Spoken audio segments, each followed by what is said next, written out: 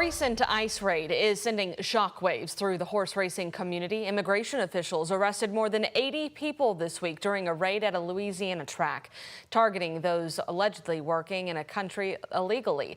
ICE said the operation at Delta Downs Racetrack was carried out with help from the FBI and Border Patrol after receiving information about unauthorized workers in the stables. Only 2 of those arrested had prior criminal records. That raid comes as the Trump administration pushes for a sharp increase in daily immigration arrests. Now, one of Kentucky's most prominent trainers is raising the alarm, saying a similar raid at Churchill Downs would devastate the industry. Our senior reporter Isaiah Kim Martinez explains.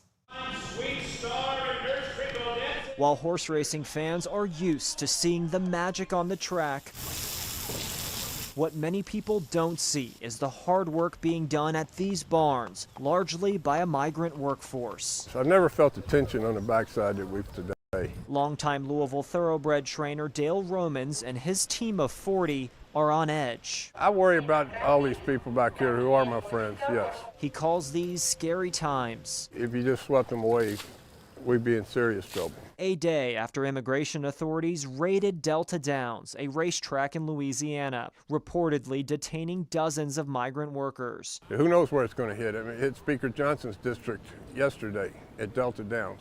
So that shows that there's no place off limits right now. Romans is planning to meet with Churchill Downs officials to discuss their plan of action if ICE were to show up at their gate. He's also reaching out to lawmakers on Capitol Hill. We're talking to as many politicians as possible to try to get a path to work visas.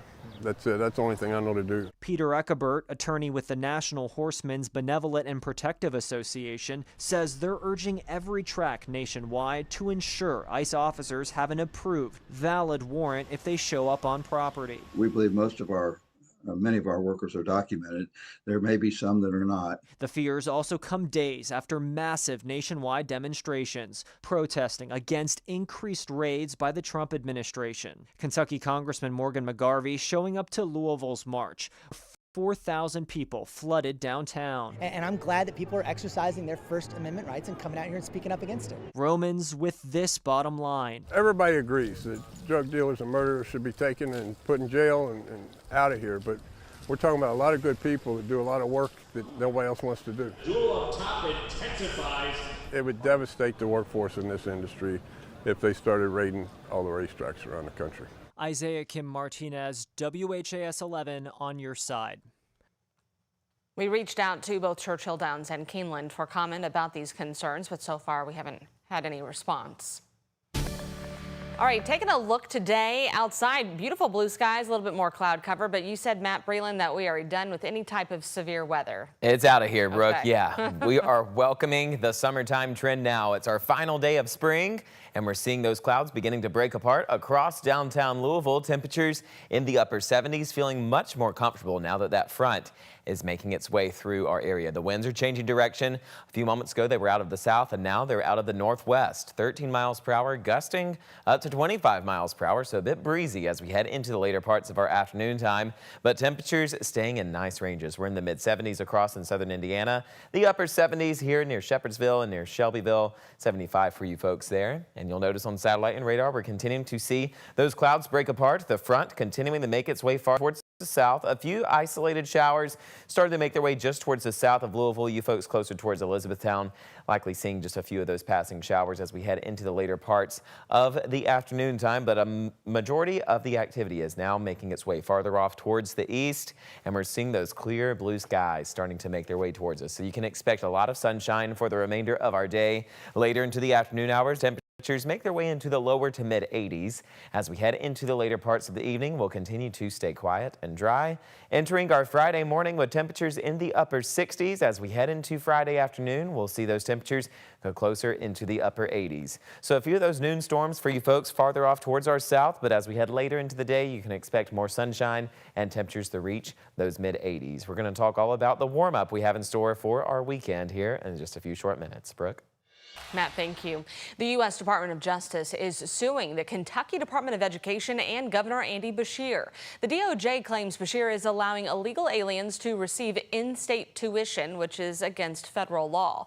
It's referring to an administrative regulation, which counts anyone who graduated from a Kentucky high school as an in-state resident, even if that person is undocumented.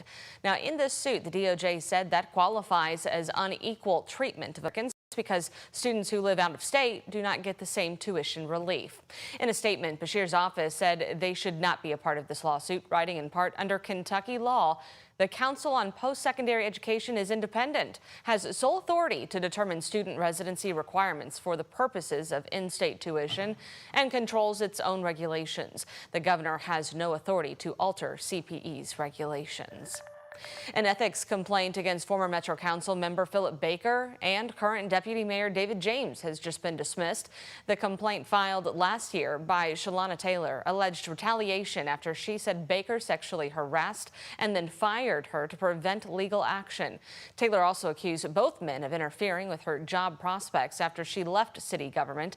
The ethics panel found insufficient evidence of misconduct in a separate civil lawsuit against the men and Metro government still moving forward. The future of the NIA Center, a business hub in West Louisville, is up for debate. The West Louisville Opportunity Partnership voted yesterday to reject a proposal that would convert the building into affordable housing. Now, current tenants with storefronts in that building are rallying around a different proposal to keep the NIA Center as is. We see this displacement of our businesses and removal of resources, a broken promise. That's Shauna Spencer, who owns one of the shops in the NIA Center. The tenants asking the Louisville Metro Council for $2.5 million so an unnamed nonprofit can purchase the center and halt the housing conversion. But they're at odds with another organization. The West End Opportunity Partnership wants to buy that building from TARC, who currently owns it, and wants to work with Goodwill Kentucky on the housing project. Tenants told us they will ask Metro government to fund that purchase proposal on Friday. Louisville Mayor Craig Greenberg has announced a new project aimed at strengthening the urban forest. Crews will take a tree inventory, surveying trees in parks and public rights-of-ways.